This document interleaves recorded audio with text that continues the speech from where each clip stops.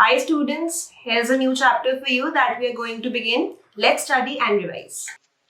So here we have the first question that says education is important because what?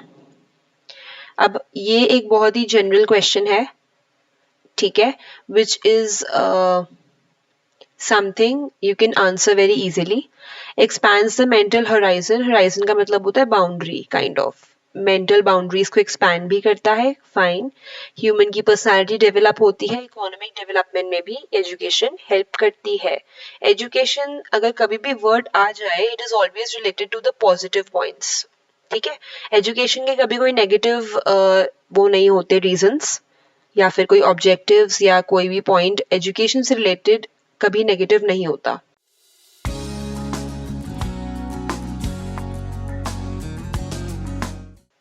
Which 5-year plan recognizes the importance of human capital? अब human capital की बात होती है seventh 5-year plan में, right?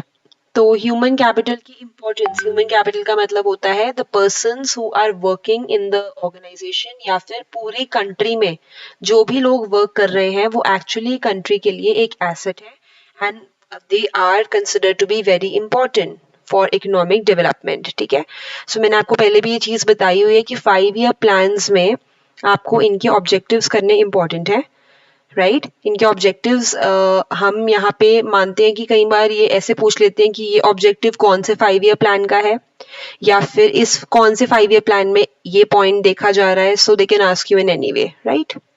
Dash capital is tangible and can be sold in the market. Tangible का मतलब होता है something that you can touch, जिसकी फिजिकल अपीयरेंस होती है. तो फिजिकल कैपिटल ही होता है जो टैंजिबल होता है.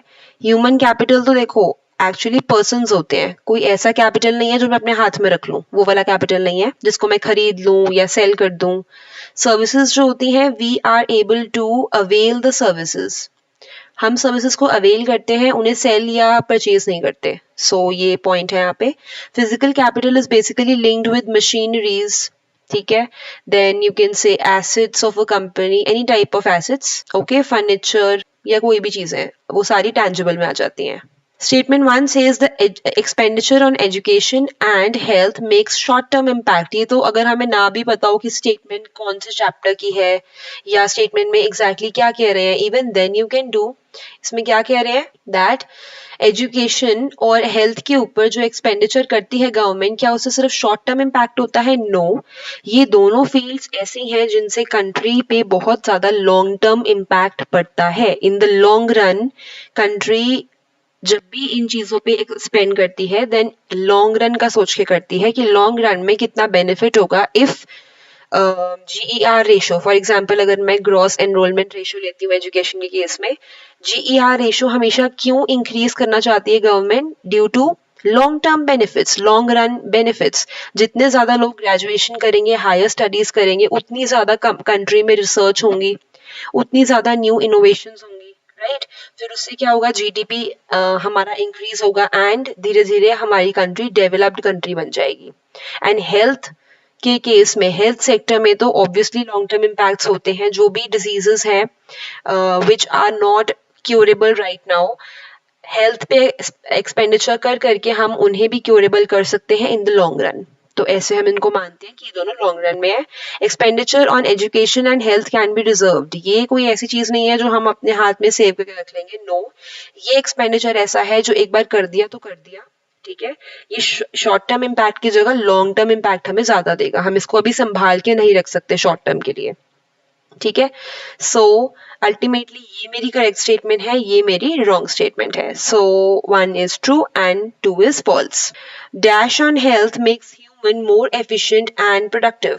ह्यूमन एफिशिएंट और प्रोडक्टिव कब एंड कैसे बनते हैं? अब होता क्या है, मैंने आपको अभी बताया कि हेल्थ पे एक्सपेंडिचर करने से, ठीक है, लोगों की हेल्थ इंप्रूव होगी तो अल्टीमेटली ह्यूमंस जो हैं कंट्री के, वो ज्यादा एफिशिएंट एंड प्रोडक्टिव बनेंगे.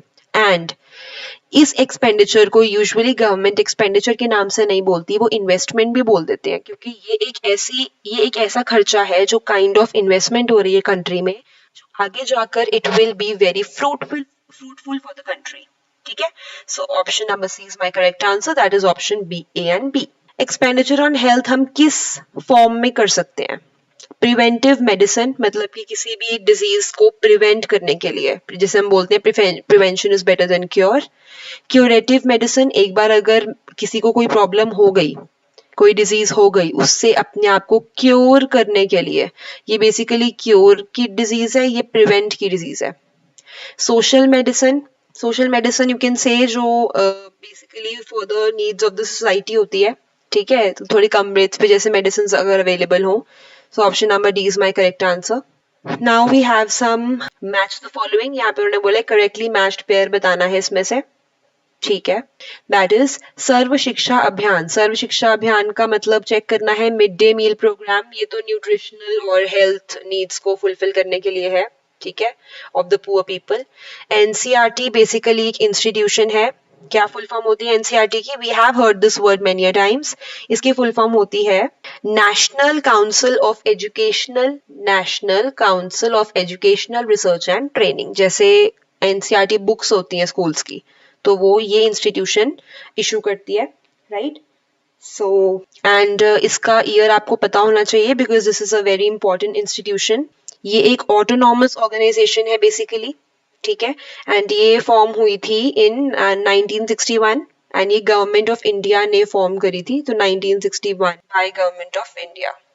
सी आपको इनमें ज्यादा डिटेल्स में जाने की जरूरत नहीं होती, like year and year is enough, और किसने इसको किया था डेवलप, तो वो भी चीज इनफ होती है, ठीक है।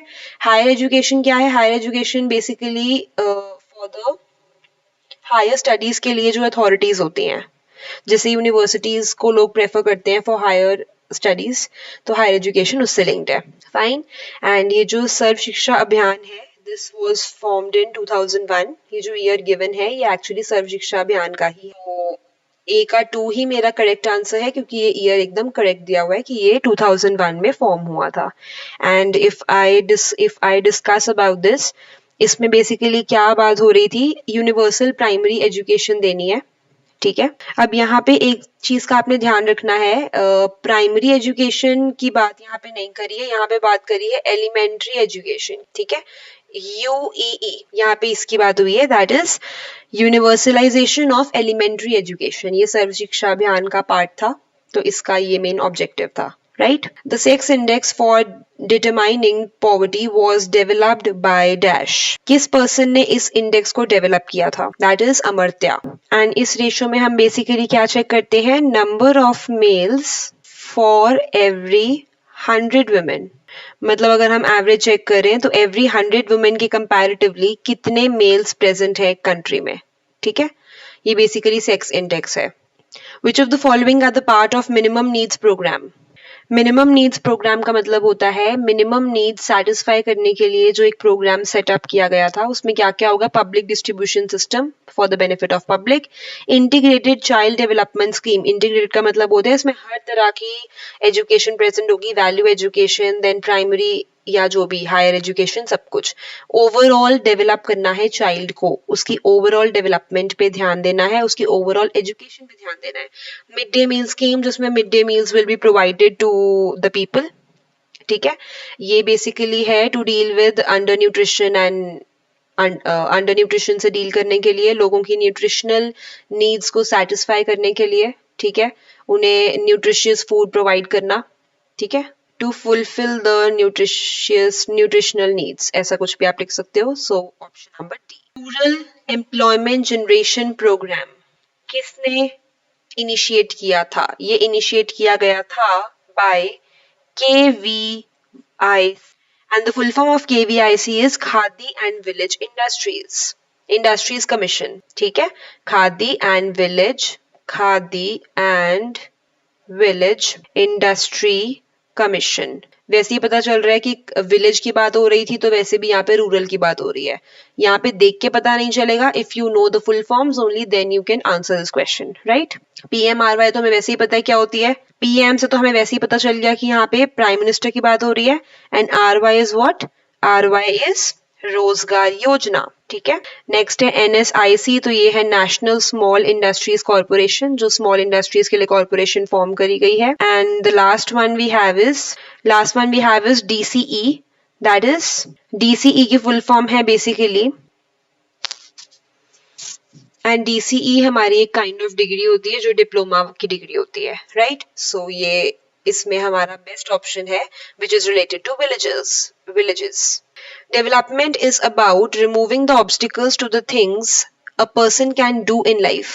Development का basic meaning क्या होता है? Removing the obstacles to the things that a person can do in life. मतलब कि अगर किसी भी person की development हो रही है, इसका क्या मतलब है? हम उसकी life से obstacles को दूर कर रहे हैं and उन obstacles की जगह पे वो चीजें लेकर आ रहे हैं उस person की life में जो वो हमेशा से कर सकता था. उसकी कैपेबिलिटीज को एनहांस करना, उसकी कैपेबिलिटीज को वापस लेकर आना, जो कैपेबिलिटीज अब तक हिडन थी उन्हें लेकर आना. जो रिफॉर्म्स इंट्रोड्यूस करे गए थे 1990s में वो अब रिड्यूस हो गए हैं अकॉर्डिंग टू गवर्नमेंट. करेक्ट है दोनों, क्योंकि time to time and again इनकी जो इम्प्लीमेंटेशन है वो काफी रिड्यूस हो गई है. Poverty lines come out to be 3/4 of. Okay, here the question asks now कि जो poverty lines होती हैं उन्हें हम 3/4 किसका मानते हैं? ठीक है, तो यहाँ पे आपको एक चीज यहाँ पे याद रखनी है जो मैंने आपको पहले भी बताई थी कि सबसे फर्स्ट पर्सन जिसने पॉवर्टी को मेजर किया था या पॉवर्टी की बात को इंट्रोड्यूस किया था वो कौन था? दादा भाई नावरोजी. ठीक है, he was the first person who measure poverty, right? अब यहाँ पे उन्होंने ये चीज एक बताई थी कि जो पॉवर्टी लाइंस हैं they are said to be 3/4 of the jail cost of living, adult jail cost of living. यहाँ पे उन्होंने क्या किया था? उन्होंने ना एक प्रिजनर के लिए एक मेन्यू लेकर आए. जो भी जेल में प्रिजनर था उन्होंने उसके लिए एक मेन्यू रेडी किया एंड यूज्ड एप्रोप्रिएट. उन्होंने ना यहाँ पे प्राइसेस, एप्रोप्रिएट प्राइसेस को यूज करा और ये चेक करा कि एक एडल्ट प्रिजनर कितना कंज्यूम कर सकता है. उसकी कॉस्ट देखी, cost of consumption of an adult prisoner. ठीक है, एक एडल्ट प्रिजनर की कॉस्ट ऑफ कंजम्पशन देखी जिससे उन्हें ये पता चला कि जो पॉवर्टी लाइंस हैं वो कितना पोर्शन है इन प्राइसेस का. ठीक है, तो पॉवर्टी लाइन को मेजर करने का ये जस्ट एक वे था जिसमें उन्होंने प्रिवेलिंग प्राइसेस चेक करे मेन्यू में और चेक करा कि एक एडल्ट प्रिजनर, राइट? तो ये चीज बस एक लर्न करने वाली चीज है कि पॉवर्टी लाइंस को हमने किसके थ्रू बताना है. Over the years the gap between the rich and the poor, अब ये गैप हमेशा से इंक्रीज ही होता आ रहा है, रिड्यूस तो बिल्कुल नहीं हुआ. हम ये नहीं कह सकते कि ये गैप रिड्यूस हो गया, इंक्रीज ही हो रहा है. ठीक है, ये जो डिस्क्रिमिनेशन है, जो unequal distribution of income है, ये सब कुछ increase ही हो रहा है. Poverty and illiteracy go hand in hand. Due to poor living condition and lack of resources, parents are unable to send their children to school. बिल्कुल सही बात है. उन्होंने बोला poverty और illiteracy go hand in hand, दोनों एक साथ चलती हैं एक ही टाइम पे. Because यहाँ पे ऐड करके चेक कर लेते हैं क्या सही हो रहा है sentence. Because due to poor living condition, क्योंकि अगर पर्सन पॉवर्टी से डील कर रहा है तो वो नहीं भेजेगा पढ़ने के लिए भी, तो इलिटरेसी भी साथ में आएगी.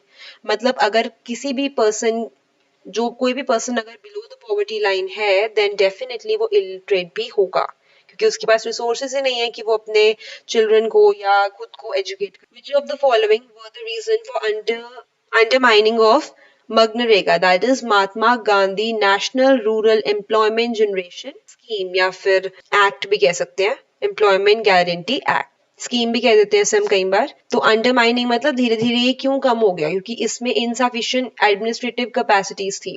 एडमिनिस्ट्रेशन के पास इतने रिसोर्सेज नहीं थे, ना ही वो इतने सफिशिएंट थे कि वो इस एक्ट को अच्छे से इम्प्लीमेंट कर पाए.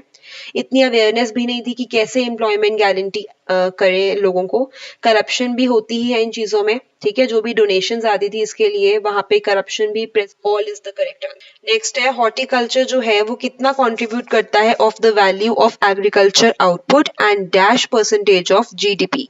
जीडीपी का 6% होता है, ये आपको लर्न करना पड़ेगा.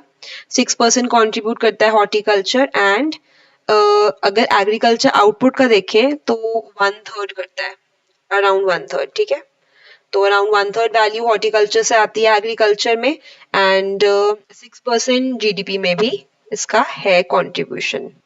हॉर्टिकल्चर बेसिकली होता क्या है, ये एक art of cultivating the plants है जिसमें हम कल्टीवेशन करते हैं गार्डन्स की और उनसे फूड एंड मेडिसिन वगैरह हम वहां से ऑब्टेन करते हैं, ग्रो करते हैं, ठीक है।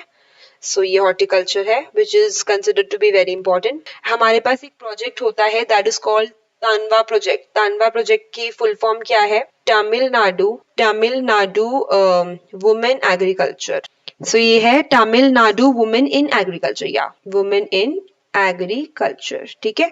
सो यहाँ पे क्या है, इसमें क्या देखा जाता है कि कितनी जो वुमेन है वो एग्रीकल्चर प्रैक्टिसेस में है और उन्हें क्या ट्रेनिंग दी जा रही है। तो ये इसमें ये था कि वुमेन को ट्रेनिंग देना basically for the agriculture practices. Dynamic sectors include agriculture processing industries. Agro processing का मतलब होता है एग्रीकल्चर के जो रॉ मटेरियल्स हैं उन्हें प्रोसेस करना। तो ये डायनेमिक सेक्टर्स ही हैं जो टाइमली चेंज होते रहते हैं, ठीक है। सो यहाँ पे मुझे ये पता चल गया कि both 1 and 2 are completely correct. Next आते हैं, हमारे पास ये कुछ मंडीज के बारे में बताया हुआ है and you have to answer कि इसमें से करेक्टली मैच्ड पेयर कौन सा है। यहाँ पे ये 2 है, क्या ए का 4 है। अपनी मंडी तमिलनाडु का पार्ट नहीं है, तो ये तो अपनी मंडी एक्चुअली काफी सारे स्टेट्स में है इंक्लूडिंग चंडीगढ़ ऑल्सो, सेक्टर 50 में है चंडीगढ़ के। देन सी का बताना है, देन बी डी सी 3 चीजें हैं हमारे पास बताने के लिए। यहाँ पे जो करेक्ट आंसर है हमारा that is option number B, that is B का 1। मतलब हदासपुर मंडी जो है वो पुणे में है सिचुएटेड, ठीक है। वहां पे हमें दिखती है ये इस टाइप की मंडी। बेसिकली काइंड ऑफ मार्केट्स हैं ये, मंडीज को हम यही बोलते हैं, ठीक है। एंड ये जो रायथू मंडी है ये 3rd है इसका answer, that is Andhra Pradesh, ठीक है। और ये जो उजावर मंडी है ये तमिलनाडु है। तो ये थोड़े से बस आपको लर्न कर लेनी है mandis, right. Then we have lingering challenges. Lingering challenges actually क्या होते हैं, ये वो चैलेंजेस है जो रूरल से रिलेटेड है। फिर वो रूरल क्रेडिट भी हो सकता है, रूरल मार्केटिंग भी हो सकता है। So A and B is my correct answer. इनका मीनिंग ही ये होता है कि ये रूरल से लिंक्ड है। इसमें हम ये चेक करते हैं कि रूरल क्रेडिट के अगेंस्ट कौन से चैलेंजेस हमें फेस करने पड़ते हैं, ठीक है।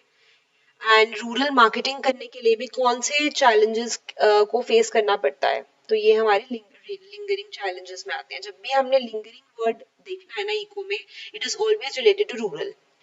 मार्केटिंग प्रोसेस है गिवन है हमें यहाँ पे, हमने इसको अरेंज करना है। ये हम सबको वैसे भी आता है। सबसे पहले हमारे प्रोड्यूस को हम गैदर करते हैं, उसके बाद हम उसको प्रोसेस करते हैं, उनकी ग्रेडिंग करते हैं। जैसे राइस होते हैं 2 टाइप के, उनको ग्रेड कर देते हैं हम। एक है वेरी गुड क्वालिटी और एक है बेटर, जैसे गुड और बेटर हो गया। तो इसमें से अगर ये क्वालिटी है ₹60 पर केजी, ये हो जाएगी ₹80 पर केजी। तो लाइक दिस, ये ग्रेडिंग हो गया एंड देन एंड में हम उन्हें पैक कर देंगे। That is option number B is my correct answer. Out of the total credit, institutional credit में से कॉमर्शियल बैंक्स का परसेंटेज सबसे ज्यादा होता है, that is 75%। Because we have seen कि आजकल तो काफी ज्यादा कॉमर्शियल बैंक्स खुल गए हैं, ठीक है। In every sector there are numerous branches of commercial bank, so काफी ज्यादा क्रेडिट हमें कॉमर्शियल बैंक से ही मिल जाता है। Live stock sector, live stock में सारे आ जाते हैं animals that help in farming, ठीक है। तो ये क्या अकेले ही प्रोवाइड करते हैं alternative livelihood to over 70 million farmers, they provide increased income. तो यहाँ पे कह रहे हैं कि लाइवलीहुड ऑप्शन मिलता है, यहाँ पे कह रहे हैं कि इनकम इंक्रीज हो। हाँ, दोनों लाइवलीहुड के बारे में या लाइव स्टॉक के बारे में बात हो रही है, बट ये इसका करेक्ट रीजन, इसमें रीजन पता चल रहा है कि ये लाइवलीहुड ऑप्शन, ये सिर्फ एक नॉर्मल इनकम की बात कर रहे हैं यहाँ पे, ठीक है। So some questions are very general in Indian economy, ये हमें दिख रहा है कि ये जनरल क्वेश्चंस है।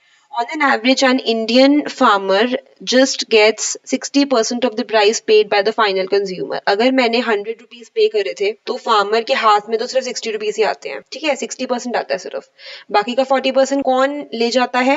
Multiplicity of middle man. Multiplicity मतलब फार्मर और कस्टमर के बीच में बहुत सारे मिडिल मैन होते हैं, जो जैसे फार्मर पहले एक मिडिल मैन को देगा, मतलब वही बीच में बहुत सारे एजेंट टाइप या बहुत सारे लोग होते हैं जो आगे आगे सेल करते हैं चीजों को, एंड अल्टीमेटली फार्मर के हाथ में बहुत कम पैसे आते हैं क्योंकि ये मिडिलमैन जो है वो बीच में बहुत सारी अमाउंट खा जाते हैं। That is why it is said कि एक्सप्लॉयटेशन करते हैं फार्मर्स की, एंड इसीलिए फार्मर्स जो है उनके पास एंड में बहुत ही कम वैल्यू आती है।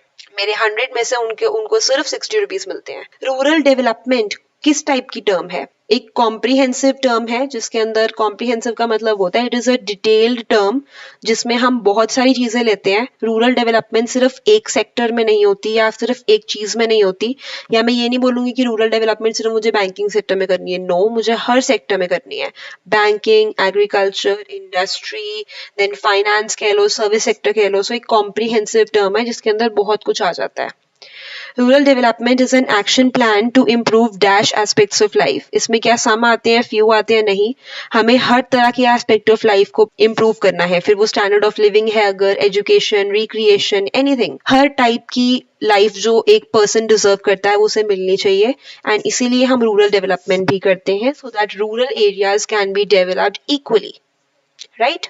So this was all from this topic. I'll see you again in the next video.